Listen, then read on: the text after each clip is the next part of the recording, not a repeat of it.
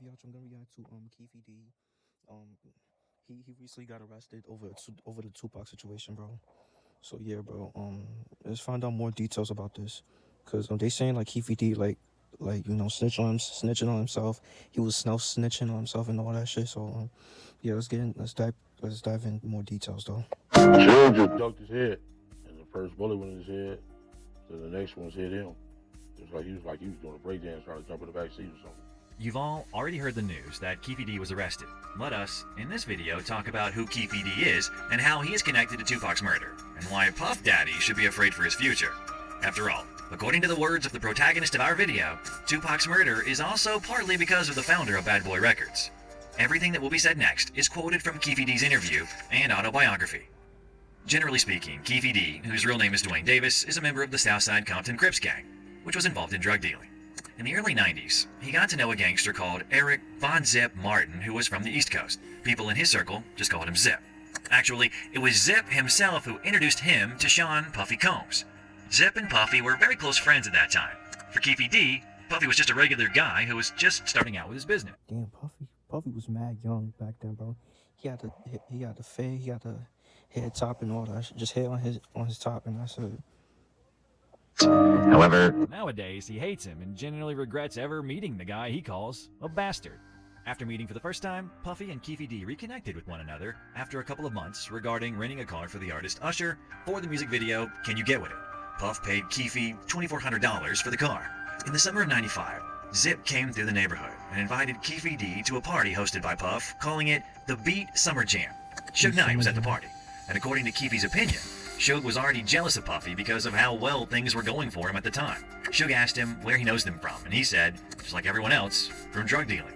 After that, the most epic Source Awards event took place, where Suge said, "Any artist out there want to be an artist, they want to stay a star, they won't have to worry about the executive producer trying to be all in the videos, all on the records, dancing, come to Death Row."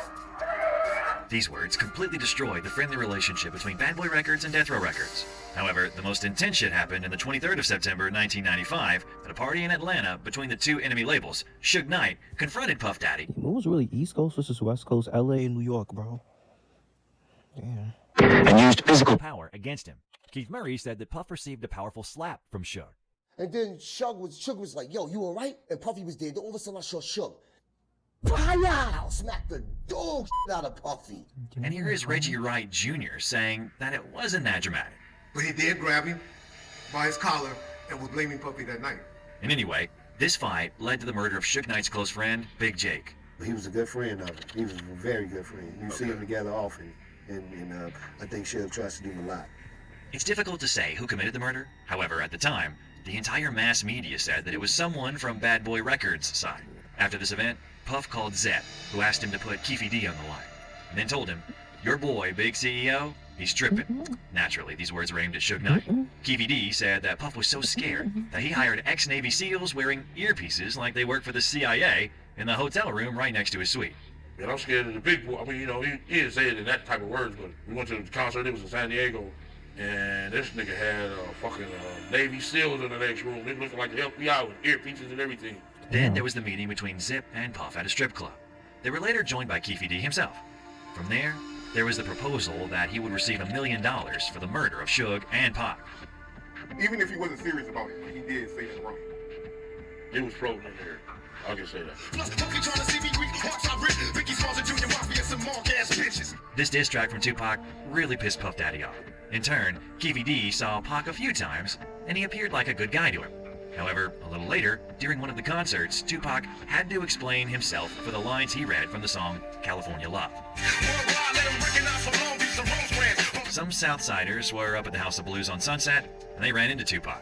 He was up there with Big Syke from the Outlaws. One of the members of the gang went up and grabbed Tupac by the collar and pushed him against a wall and said, "Man, you know what that Long Beach and Rosecrans stand for?" Later came the moment which led to Tupac later attacking Orlando Anderson. One of Keefe D's friends, called Victor, was one of the main high school footballers who was heading to college. And so, Keefe told him they want to give him a proper send-off before he leaves.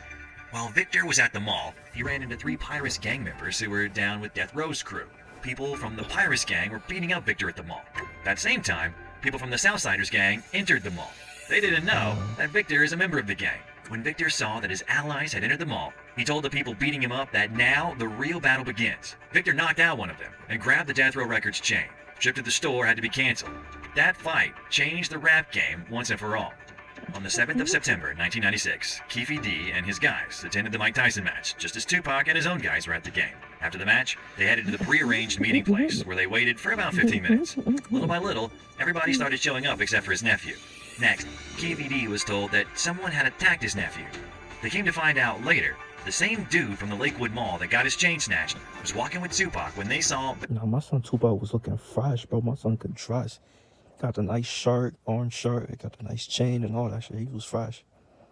Baby Lane in the lobby of the MGM. They rushed up out of the cafe and went to find Baby Lane, who was actually Orlando Anderson.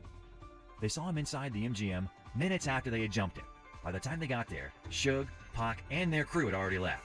Baby Lane's shoulder was a little messed up, but other than that, he was alright. When Keefe D asked him what happened, he said, "Death Row guys rushed me. One of them guys from the Lakewood Mall was running with the boy that started that shit." He couldn't let that go. For him, it was seriously humiliating that some guys from the music industry had beaten up his nephew.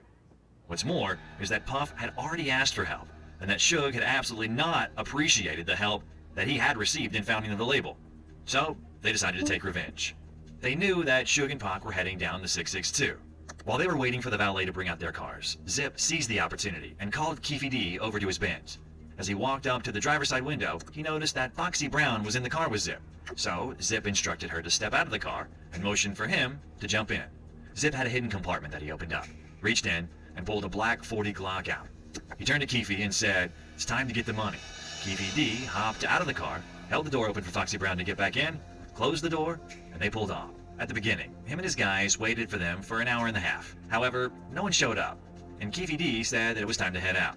Their next destination was the Carriage House, a Las Vegas hotel where they had rented a few rooms as a kickback spot.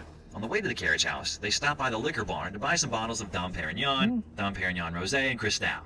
As they were driving to the liquor barn, it became evident that the guys in the van with Davis were worried that Suge would get some of his police hitmen to come back and try to kill them if they went after them. It really pissed off Keefe, because why would they start it all if they were actually afraid? And so, he sat in the other guy's white Cadillac so he can go chill. He pulled out the Glock that Zip had given him and tossed it in the back seat. Bubble Up did the driving. Baby Lane and Freaky were riding in the back. A few blocks down, they were sitting at the light.